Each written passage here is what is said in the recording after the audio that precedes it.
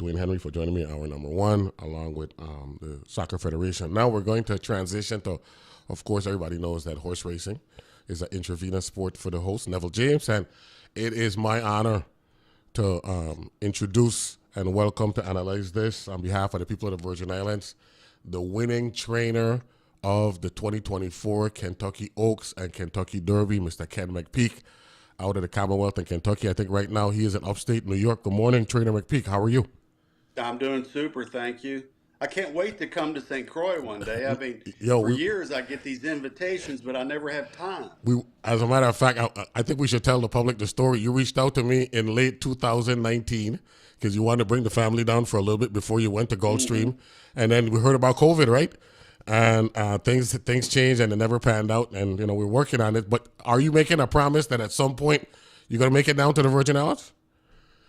I'm afraid if I come, I'll never come back. Well, here is one thing I can promise you. If you come, make sure you hit all three main islands, St. Croix, St. Thomas, and St. John. Now, I live on St. Croix. You know that, right? And St. Thomas is all about business. But I'm telling you, if you get over to St. John, the beaches over there, you definitely won't leave. I'm telling you right now. So you've been warned up front. St. John is that beautiful. You see me on a beach, you might think it's a whale. Be careful. I've been to St. Kitts and I've been to Nevis. Okay, there we go. I don't know if you ever knew Arthur Sharp, who raced in Jamaica. I heard that name. I did hear that name. Interesting character. Yeah. I had some horses for Arthur, and Arthur had me down in St. Kitts, but I have not been to St. Croix, so I have to check that box. Now, check this out. One of my good friends from Kentucky, Brian Stevens, right? I just told him, I'm interviewing Ken McPeak, and he said, ask him about Bryan Station hoops. He went to Tate's Creek. You went to Tate's Creek? Yes. Where is Tate's Creek, by the way? Well, Tate's Creek's on the south end of Lexington, and Bryan Station's on the north side of Lexington. My farm is actually very close to Bryan Station High School. But there's always been really good basketball in Lexington. Of course, Kentucky in general, there's always been really good basketball. So well, go ahead. We got a little history. Yeah. Well, the Virgin Islands is like Kentucky. We're a small Kentucky. Basketball and horse racing are the number one sports, the top sports here in the Virgin Islands. So it's like that. But first of all, how you doing? How you feeling? What's it like being a celebrity over the last 3 to 4 weeks? Interesting. Just those two horses running as big as they did on the same weekend was so magical. I'm still a little bit in awe of it all. I've told some people that 40 years it finally took me to figure out how to do this, and yet you got to keep working. And I like the ring of it, Kentucky Derby winning trainer. That's what I'm talking about. McPeak. But before that was Preakness and Belmont, so that wasn't chopped liver. So I didn't mean to jump in there, but you are one of maybe a handful of active trainers that have won all 3 Triple Crown races, right? Yeah, that's right. And I'm mostly proud that we did it with horses that weren't exactly huge money. I mean, they've been modestly priced and brought to us.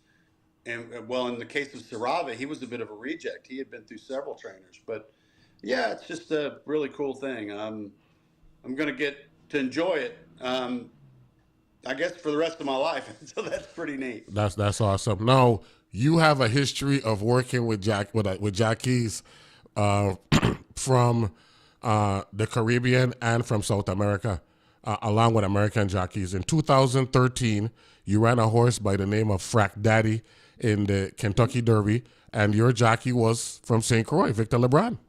Yeah. I've always been a proponent of giving a guy that's working hard a chance. Victor, at the time, I thought was riding well. He was riding well at Oaklawn. He rode the horse well in the Arkansas Derby, and I kept him on. I don't get enamored with the big name jockeys so much. Having ridden, Jerry Bailey's and Pat Days and Jose Santos, and I could go way back. Jacinto Vasquez rode for me back in the early portions of my career. But I think you're only as good as the horse you have, whether you're a jockey or a trainer or an owner. And the key is finding good horses. I agree with that 100%. As a matter of fact, the first time we met We were flying on a flight from LaGuardia to CVG. You had ran horses that afternoon at Belmont, and you used a jockey by the name of Jose Martinez. Yeah. And I when I looked it up, and I saw I did some research, and I was like, wait a minute, Jose Martinez, that wasn't a high profile jockey. This guy really has a loyalty thing with jockeys, and I think that's proven with Brian Hernandez, who rode both Torpedo Anna and Mystic Dan to win the Kentucky Oaks and the Derby for you 3.5 weeks ago. Jose won a couple of listed stake races for me that winter or that weekend in New York. Yeah, he always did a good job for me. But back to Brian. I don't know what it is about Louisiana jockeys. I don't know if it's in the water or in the food or the soil. But I actually those riders are my preference. I have a long history going back to, well, Shane Sellers rode for me, Robbie Alvarado rode for me, Kent DeSormo's ridden for me. Brian comes from that same mold. Mark Guidry was a rider that was the top rider in Chicago. I was the first trainer that brought him in to ride the Kentucky Derby and the Breeders' Cup for me. Wow. Guidry's forever grateful of that. Larry Melanson rode for me. There's something about whether it's ingrained into their culture, but I think it's just fantastic, the job that they do. And I really do prefer to ride a lot of the Louisiana Cajun riders. I think they're fantastic horsemen. And you've had a lot of success with them over the years. So let me ask this question. How are the horses doing? These two big horses that you got right now, Torpedo Anna, who you were actually very, very confident that she was going to win, not run well, going to win the Kentucky Oaks. And, of course, Mystic Dan. How have they done? I know Mystic Dan has ran since then in the Preakness, but how is Torpedo Anna doing, the dominant Kentucky Oaks winner? They're both doing great. These are both pretty easy horses to handle, very, very sturdy, smart, obviously athletic. With Torpedo Anna, for those out there that don't know what I said they better bring a bear because I'm bringing a grizzly. Yeah, I read that. I was like, wait a minute. This guy sounded like Muhammad Ali. You know what I'm saying? He sounded confident. And she ran like a grizzly. Yeah, no, she for me, it was a no-brainer. I was going to be very, very disappointed if she didn't win. Wow. Fully expected her to win. And I think she could move forward. Most seasons, if I didn't have Mystic Dan contemplating running in the Belmont, I would run her in the Belmont. Wow. I might very well. I'm not going to run them against each other at this stage. I'm going to run. If I go in the Belmont with Mystic, she'll go in the Acorn. If that happens, great. But I might very well run her in the Travers. We'll see. But we also have the Alabama, right? So yeah. There's a lot of really good races. So you're saying if for some reason Mystic Dan does not run in the Belmont, there's a possibility that Torpedo Anna will run against the boys in the Belmont? Yes. Yeah, I'm gonna tell you, if I don't run him, I'm gonna run her. Wow. So and you'll make that decision this weekend, right? Tomorrow or Sunday? Probably Sunday or Monday. I mean, we don't have to enter we have to enter her in the Acorn tomorrow, which we will do. And we don't have to enter in the Belmont till Monday. And we'll just see. It's only a $3,000 entry fee for her in the Acorn, so that's minimal. Mm-hmm. She's earned her way to get at least the entry there. But we have to supplement her into the Belmont, so that's a whole nother deal. That's a $50,000 supplement, but it's only $20,000 more than the actual entry fee would typically be. So that's not too painful. But let's see. At this point in time, Mystic Dan's doing super. I don't anticipate that there'll be a problem. He needs to work well tomorrow. He needs to gallop out well. He needs to scope good, and we're probably going to do a little bit of blood work and just make sure his blood markers are right spot on and haven't changed any. So we're in a pretty good spot with both of them. And by the way, for those of you just tuning in, I am talking with the Kentucky Oaks and Kentucky Derby winning trainer for 2024, Ken McPeak, out of Lexington, Kentucky. He is currently, you're at Saratoga right now, right? You're upstate New York? I am actually. You want to take a walk around the barn? You could do that. We are actually live streaming, right? I talked to my engineer. We got him on live stream, so everything is working out well. You could do There's my that. assistant trainer. Who is Simon that? speaking. Who is that? Good morning, assistant trainer. How are you? He's ready to go outside. Get ready to go outside. Hey, I need for you to do me a favor, right? Sure. When I was growing up, my favorite jockey was Angel Cordero Jr. Then when he retired, my favorite jockey was Jerry Bailey. And then when Jerry Bailey retired, my favorite jockey was Robbie Alvarado. And I know Robbie Alvarado is working with you right now. So could you please tell Robbie Alvarado that you got a friend in the Virgin Islands that he was that friend's favorite rider until he retired? I need that favor. I'll do it. Make sure I'll do it. I'd appreciate that.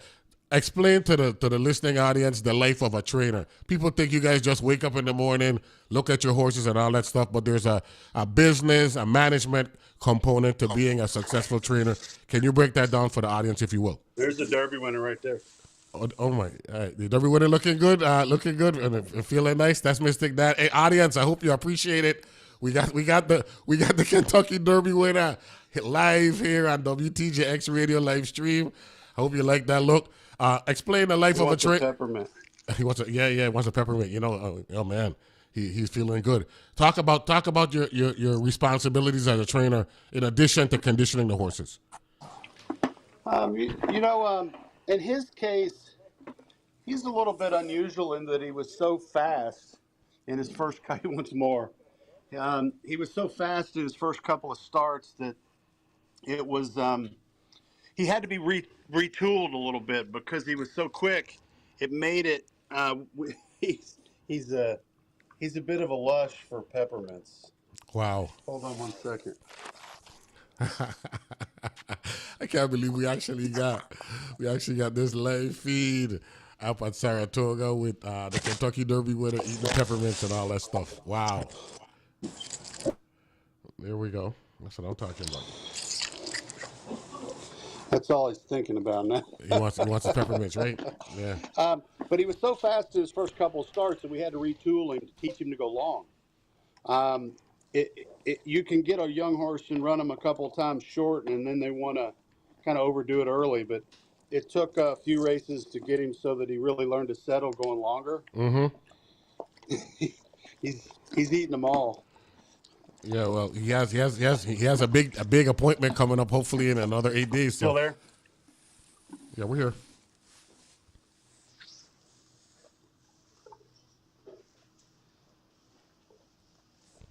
We got a trainer, Ken Peak, walking around the stable here, looking around, handling Mystic. There you are. There Still we there? go. Yeah, we're here. Oh yeah, but we had to retool him to get him to go longer because he was so fast going short. So it took a few races to get him to understand that he needed to relax a little bit and then to go the added distance. But he's a really easy horse to be around. This is probably one of the easier horses I've ever handled.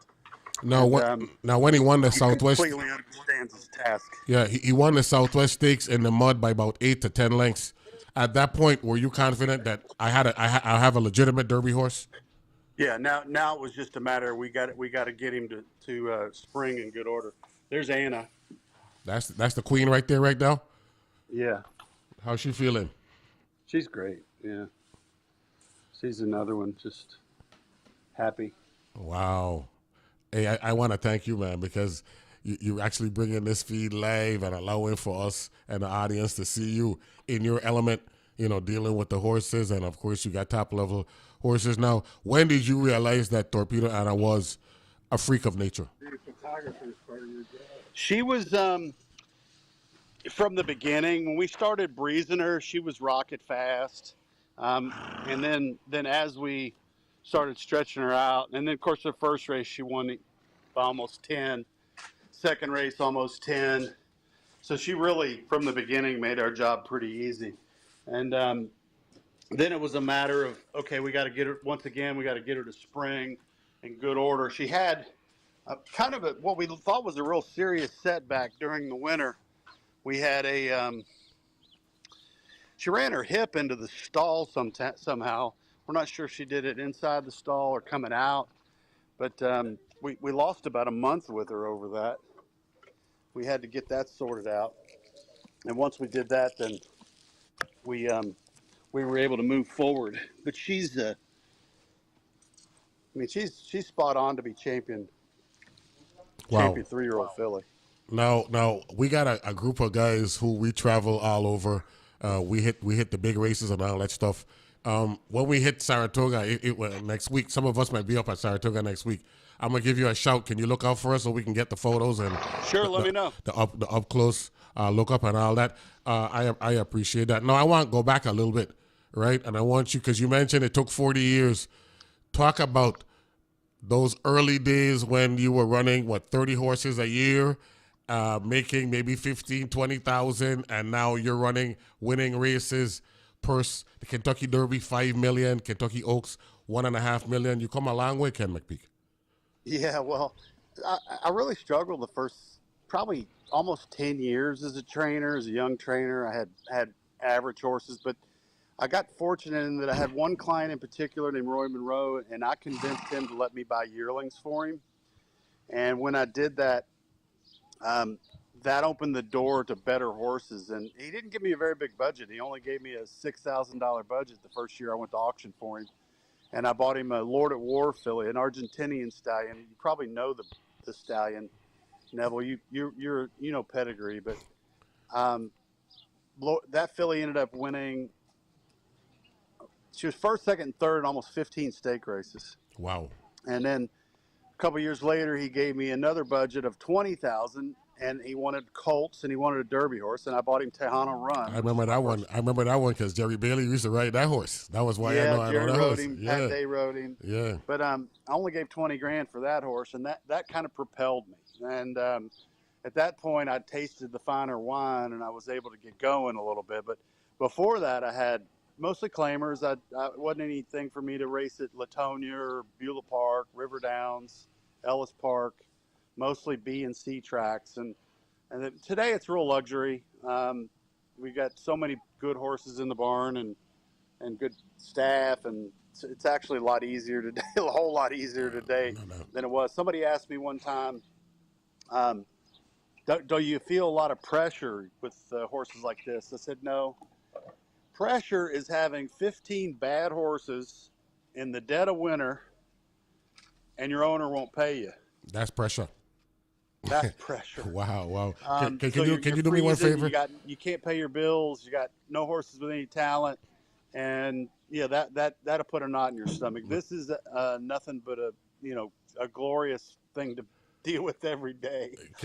Can you do me one favor? I'll never call it pressure. We're going to take a quick break. Can you hold on for a minute while we take this break and come back and we can wrap up the conversation? I really appreciate you. Sure. I'm going to visit with somebody. How much do I have? A minute and a half? Like 2 minutes. You got 2 minutes. You can visit with somebody and you can be back. I appreciate that. We got the Kentucky Oaks and Kentucky Derby winning trainer Ken McPeak joining us here on the studio. We gonna mute him. And we'll take a break. Come back. Hugo Hodge, Wagner Richazala, you the big house man. Them. We got it going out here. The little station that could. We'll be back right after this.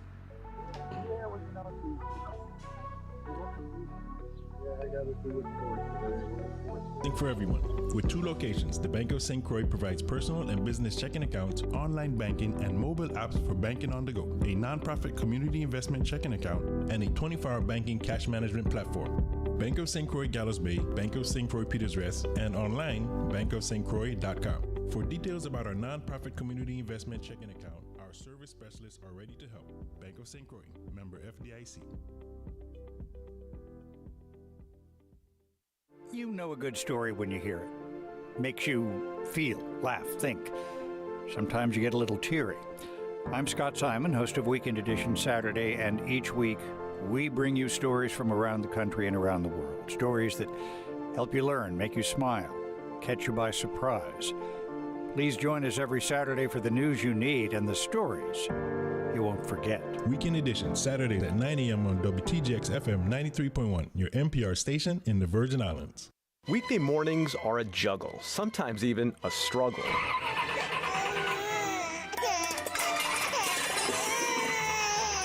Morning Edition from NPR News eases you into your day and keeps you company through the chaos of a busy morning. Hear interviews that give you context on the day's biggest stories, along with reporting and updates on the latest breaking news. Stay on top of the world with Morning Edition every weekday. Morning Edition, weekdays at 5 a.m. to 8 a.m. on WTJX FM 93.1. Human beings have been making music for tens of thousands of years. It brings us together. It has the power to communicate emotions and ideas. It's a profound part of the human experience. Hear the stories behind the music you love and new music you might fall in love with. I'm Raina Duras. Join me for in-depth interviews with artists who are continuing that musical history on World Cafe. Weekdays at 10 p.m. on WTJX FM 93.1.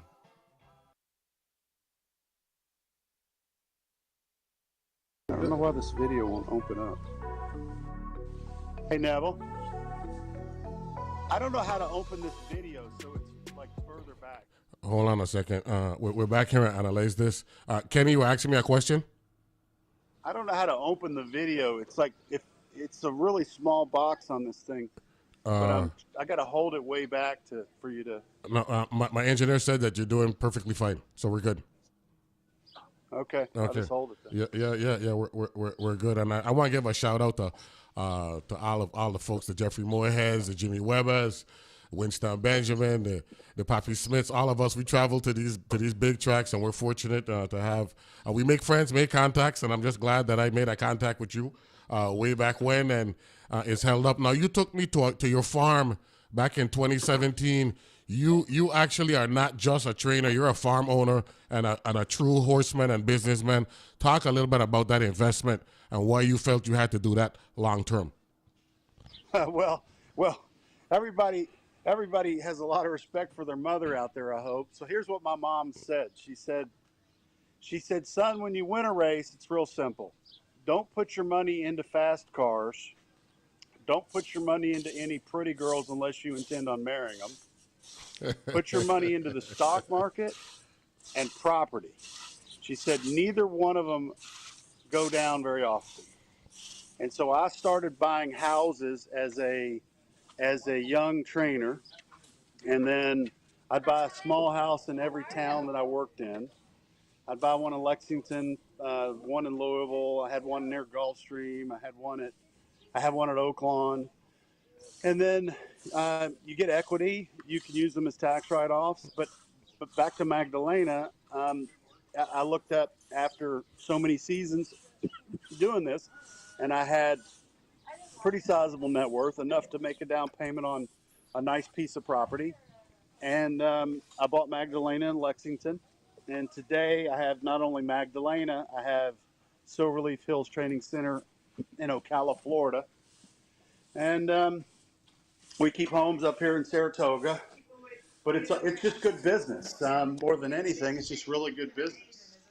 And you've got to think of the future. We don't have any pensions for horse trainers. There's no retirement funds anywhere. Right. You have to be thinking 3 steps ahead. Hey, say hello to Danny Ramsey. You might know Danny. Hello. Danny gets on all the good horses. He's from Nassau. Oh, he's from the Bahamas. He's from the Bahamas. Oh, okay. Hey, Danny Ramsey. How are you? How are you? Glasses off for the interview, Danny. How are you? I'm doing well. How are you? I'm better than good. Let me ask this question: you from Freeport or Nassau? Freeport or Nassau? Nassau. Nassau. And how'd you get into horse racing? I was born into the horses business. Born into it. Since I was like 5, 6 years old, I was cleaning the stall and waking up around the shed row. So I was born into it. No, it had a trainer in the Kentucky Derby this year. He's from the Bahamas, right? Larry Demerit? Larry Demerit. Larry Demerit and I grew up together. Really? Wow. Yes, we grew up. So, Larry lived 4 houses down from my house in Nassau. Imagine that. So you had to be feeling good knowing that you got a live horse for Kenny McPeak, and your childhood friend got a horse in the race as well. I think West Saratoga is the name of the horse, right? For Larry Demerit? Exactly. Yeah. So what was it like to know that you were part of the operation that win the Kentucky Oaks and the Kentucky Derby? What he said? what was it feel like to be part of the operation and won the Kentucky Oaks? Oh, it's great. It's a great He'd already feeling. done that with John Ward. I did it with John Ward. He'd already done it. Oh, you, I did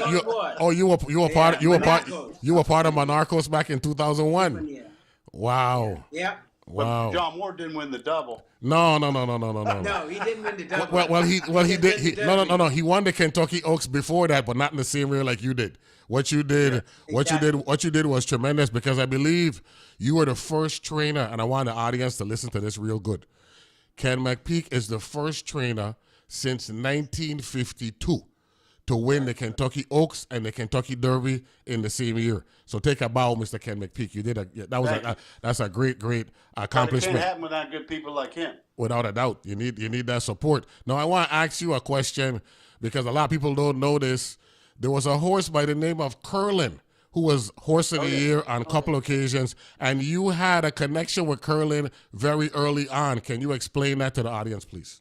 I bought him as a yearling. I bought him as a yearling and helped kind of manage him early on. I didn't get to train the horse through a series of events, but it was still a good experience. And also bought Einstein. You might remember that horse. Oh yeah. Einstein. He was good on dirt, turf, and synthetic. But Einstein would run on anything. I bought him in Brazil. Okay. That's right. You got into buying a lot of horses out of South America, right? Over the years. I was introduced to South American racing back in the early 2000s, and made some good ventures down there, and had some good runners down there. Hardbuck was a horse that went worldwide. Mm-hmm. Einstein was a horse that could have gone worldwide. I didn't train him either. I bought him for the same client that owned Curlin, and then a list of other good horses, Argentinian horses too. I think it's a good market if you can find the right one. No, I want to ask you this question, because we're talking about the horses, we're talking about training. Talk a little bit about the owners of both Torpedo and Mystic, Dan, because without the owners spending those big bucks, you can't get these Cadillacs and these Ferraris in your stable. Well, both of them are interesting stories. Mystic Dan, I actually bought his mother I bought her privately off Ted Bassett, the president of Keeneland, and we raced her, and she ran out just under 300,000, kind of the hard way. She wasn't a stakes filly, but I encouraged them to keep her. Then I recommended the mating to Golden Sense, because I felt like she was a good filly, but she needed more speed. And they bred her to Golden Sense, and he's added the speed. Of course, on Golden Sense, I trained Golden Sense grandsire, Harlan's Holiday. Mm-hmm. And so I knew quite a bit about the family, and she needed speed and she needed sturdy, and he added that. And then after that, they own him. I don't have an ownership stake in him, but he's been fantastic. We foaled him at Magdalena there in Lexington, raised him, broke him, obviously trained him, and so it's been a really good run. And then on Torpedo Anna, that's a filly that I bought at auction. Modest, $40,000 yearling at auction, and I put a small group together, and Brookdale Racing took half, and then I have two other clients that took 20%, and then I retained 10% myself. That's what I'm talking about. Actually runs in my wife's name, but happy wife, happy life, right?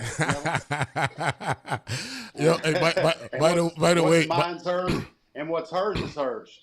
That's it. And one more thing, you mentioned Golden Sense. Let the record reflect that the jockey for Golden Sense in the 2013 Kentucky Derby was from St. Croix, Kevin Krieger. Yeah. So our connection, our love of horse racing, and it's really a Caribbean thing, but in the Virgin Islands, horse racing really is king. And I just want you to know, Ken, when you took me for that tour in 2017 at Magdalena Farm, when Jerry Carroll hooked me up, and I want to give a shout out to Jerry Carroll for doing that. We had just been hit by the hurricanes, and we hadn't had live horse racing until Kentucky Derby weekend this weekend. That was the first time we had live horse racing on St. Thomas on Kentucky Oaks Day. So I don't know if the stars were aligned that on Kentucky Oaks Day we had races in St. Thomas and you won the Kentucky Oaks, but it was what it was, and we appreciate that. So we're on our way back trying to get build up horse racing here in the Virgin Islands, which leads me to this question. At some point when you're ready to scale it back and retire, and you know you're gonna come to the Virgin Islands, you're gonna fall in love, you're gonna probably buy a house and all that stuff. You think you could bring? You think you could bring a couple of horses down here for you and Mr. Ramsey to hang out in the Virgin Islands in the wintertime a little bit? Hey, Danny, you want to go to? You going to St. Croix? You ready to go to St. Croix? Yes. Jimmy's ready, I'm ready. Hey, Danny, tell Mr. McPeak about conch fritters and how good it is. Conch fritters. Yeah. Do I look like I miss many meals? Yeah. Conch fritters, conch salad, stew conch, steamed conch, grilled, everything. Danny, not only he's my moral advisor, my spiritual advisor, and my dietary advisor. I know that was coming. I know it's coming. And down here, Hey, yeah, go ahead. You want to say something? Let's tell everybody about the Horses Now app. Oh, yes. I want the public to know, right, that in 2017, when I met Ken, you were actually ahead of the game. You created Horses Now app back in around, 2015, 2016? Somewhere thereabouts? So for those out there that have an iPhone or an Android, which is about everybody nowadays, if you go to the Google Play Store or the Android or the iPhone store and just type in Horses Now, and we built an app. All you've got to do is follow. Once you download and sign up, then every time I run a horse, you get a notification, and you can change trainers if you want to put Pletcher in there, Chad Brown, Doug O'Neill. Kevin Krieger, who actually I rode when he was a bug boy. That's right.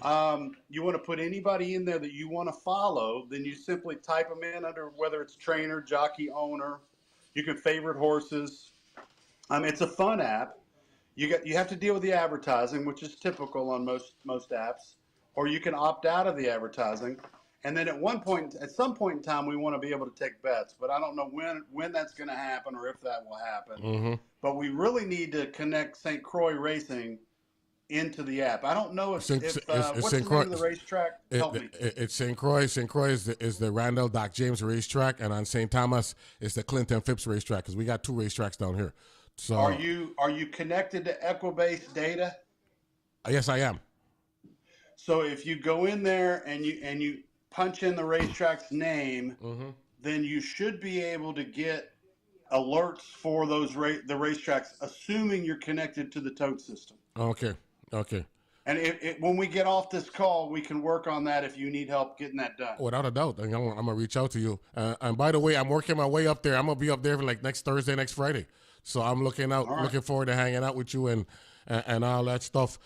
Quickly, though, because we got 4 more minutes in this segment, and I want to thank you for giving me as much time, and the audience as well.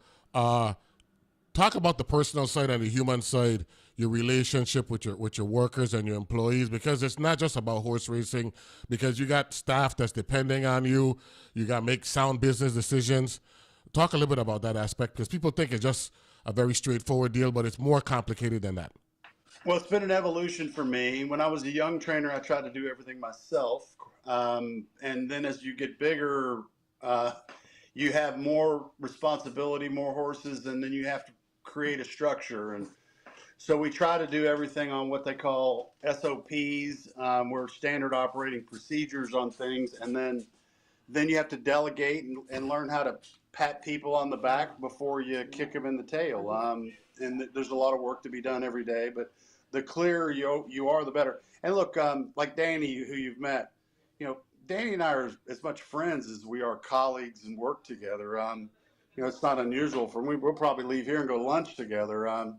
We full respect for him and his family, and him mine, and then I've got a lot of really great people that work for me. I can't even begin to list them all. Greg Geyer runs Churchill, Ray Briner runs Keeneland, Kevin Gladowski runs Keeneland Top Barn, Alan Shell runs Magdalena in Lexington, Dominic Brennan and Francisco Serrano run the Silverleaf Hills Training Center. Then Kevin Ryan and Greg Moorhead run the trucks and equipment, and so there's a lot of moving parts, and I get credit for a lot, but I don't do nearly much work as these other guys do. I do more of the thinking than anything. Now, has there been any instances where one of your assistant trainers or your foreman or your groom said, a trainer, I don't think we should do that with this horse. Let's go this way. And you've taken that advice and it's worked out? Sure. I mean, you have to listen all the time. I mean, it's everybody's got to row together, and it's very artistic. You've got so many different situations, and horses are never black and white. They're always there's always a different approach to it. So it's an exciting business, and we're fortunate we got really nice horses. Final question. Talk about your 2-year-olds. Are you looking forward to racing your 2-year-olds this year and getting them ready for the fall and then hopefully good 3-year-old campaigns down the road? I have been really conservative with my 2-year-olds this year. I haven't run one yet, and that's a little bit unusual, but we are just turning into June, and I'm not much of a 4.5, 5 furlong trainer. I think that I believe that, and the old saying, the longer they run, the longer they run. The longer the distances in the races, I think it's kinder to the pace of the race, and then it's kinder to the horse's soundness. And so I probably don't really start getting my young horses in gear till August, September, October. But I've got 3 into mischiefs. They're all probably $1 million yearlings this year, which has not been our history. We mostly had modest priced horses. I've got a Curlin coming in. It's out of Grade 1 winning mare. I've got a bunch of gun runners. Look, I mean, this year's Oaks and Derby is fantastic, but it very well might be the beginning of a run. Ooh, that's what I'm talking about. Fingers crossed, but there's still a lot of work to do, and hopefully we can get back in these positions regularly. And your love affair with Keeneland Racecourse, because you have a lot of success at Keeneland. Home for me. I grew up there. Wow. And then now I live in Louisville. So Keeneland and Churchill are probably my 1 and 1A tracks. That's what I'm talking about. But I am a Kentucky basketball fan. Don't get confused now. You are UK. My wife went to Louisville. Not Louisville, but you're UK. She's a U of L graduate. I'm a Kentucky graduate. So we go back and forth on that one. But I'm gonna be honest with you. I grew up watching Denny Crum, so I'm a Louisville kind of guy, man. I'm sorry, you know what I'm saying? You're my boy, but hey, Jerry Eves is a good friend of mine. That's what I'm talking about. He's a lefty point guard for Louisville. Yeah, back in the day. He's a cool dude, man. Yeah. Hey, look, Kenny McPeak, I want to thank you very much for making some time available, talking to the people of the Virgin Islands. We appreciate you. I want to give a shout out to Mr. Ramsey again, the island boy like me and like us. You got it. And we appreciate that. Good luck going forward with Torpedo Anna and Mystical Dan, and looking forward to seeing you soon, man. Sounds good. I got to run. Okay, good. Thank you very much. Appreciate it. Good luck Good luck next weekend, and you make your decisions over the weekend. That's Ken McPeak, the Kentucky Oaks and Kentucky Derby winning trainer. If you want to put this on a Twitter feed, tag me. Yeah. And I'll repost it. You got it. I'll do that. All right. I'll reach out to you. You got it. This thing worked out absolutely perfectly. I want to give a shout out, right, to Mr. Jamar Hewlett, who is our engineer, who actually is the conduit to make this thing work. So I definitely want to make sure I recognize him and everybody here at WTJX Radio and, WTJX at large. So we'll take a break, come back and bask a little bit in the aftermath of a great interview. We'll be back right after this. See you guys. Okay, thanks a lot.